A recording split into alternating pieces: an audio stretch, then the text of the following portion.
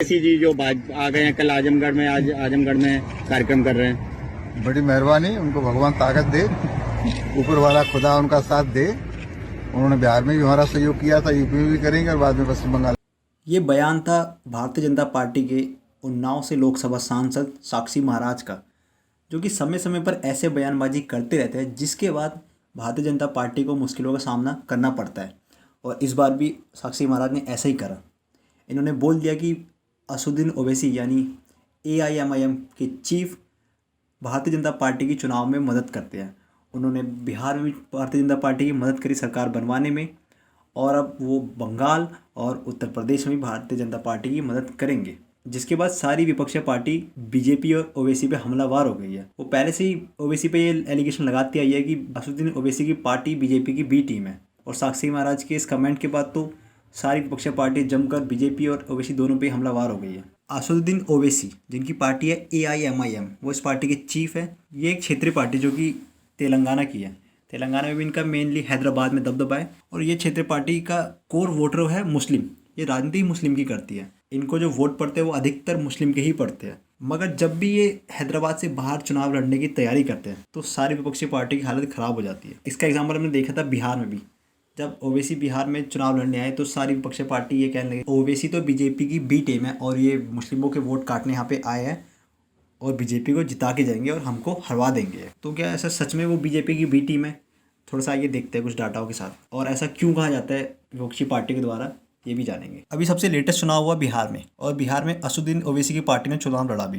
उन्होंने कुल 20 सीटों पर चुनाव लड़ा, जिसमें से 5 सीटों पर वो चुनाव वो जीत गए। और ऐसा पहली बार हुआ कि ओवैसी की पार्टी का खाता खुला हो बिहार में, क्योंकि 2015 में भी उन्होंने चुनाव लड़ा था, मगर उस टाइम उन्होंने सिर्फ 6 सीटों पर चुनाव लड़ा था और कोई भी सीट वो नहीं जीत पाए थे। मगर इस बार उनका खाता खुला है और अधिकतर सीटों पे जो उन्होंने चुनाव लड़ा वो था सारा सीमांचल के इलाकों में। अब बाकी बची 15 सीटें जहाँ पे ओवैसी के विधायक चुनाव लड़ रहे थे, उनमें से 9 सीटें जीती महागठबंधन ने और 6 सीटें जीती NDA ने।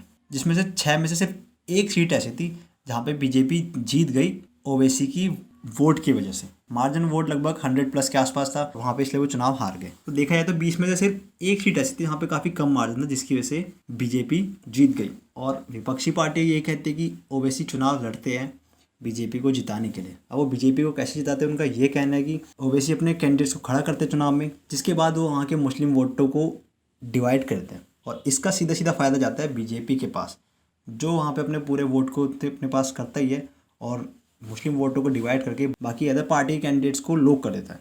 अब इसके बाद चुनाव है आने वाले बंगाल में। बंगाल में लेकर भी काफ़ी चिंता है। देखिए, जब जब ओवैसी ऐलान करता है अपने हैदराबाद से बाहर अलग राज्य में चुनाव लड़ने का, तो भारतीय जनता पार्टी खुश हो जाती है और अदर विपक्षी पार्टी काफ़ी खतरे में आती है। उनको डर होता है कि ये इंसान हमारे मुस्लिमों के वोट को डिवाइड कर देगा।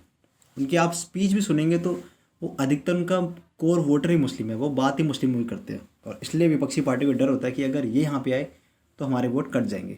अब ओवैसी ने ऐलान कर दिया कि वो 2022 में यूपी में चुनाव लड़ने वाले हैं। अब यूपी में कम से कम 100 सीटें ऐसी है जहाँ पे जीत डिसाइड होती है मुस्लिम वोटरों के द्वारा। अब वहाँ की पार्टी समाजवादी पार्टी, कांग्रेस, इन सबको काफ़ी डर है कि अगर ओवैसी वहाँ पे चुनाव लड़ते हैं तो वो सीधा सीधा वोट वहाँ पे काट जाएंगे। ओवैसी चुनाव लड़ेंगे तो SP के वोट कम होंगे। और अब तो प्रियंका गांधी भी यूपी में काफ़ी एक्टिव हो गई है, वो भी कांग्रेस को ठान जाती है यूपी में, तो वो भी इस बार एक्टिव होकर चुनाव लड़ेंगी।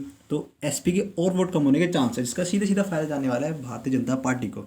और इसी को लेकर चिंता में भी है। और साथ ही वेस्ट बंगाल में ममता बनर्जी भी इसको लेकर काफ़ी चिंता में है कि मुस्लिम वोट तो अगर वो ले जाएंगे अपने साथ और हिंदुओं का अधिकतर वोट बीजेपी के साथ है, तो वो तो चुनाव में इस साल कुछ नहीं कर पाएंगे फिर। इसके साथ ही ओवैसी ने एक और झटका दे दिया सारी विपक्षी पार्टी को।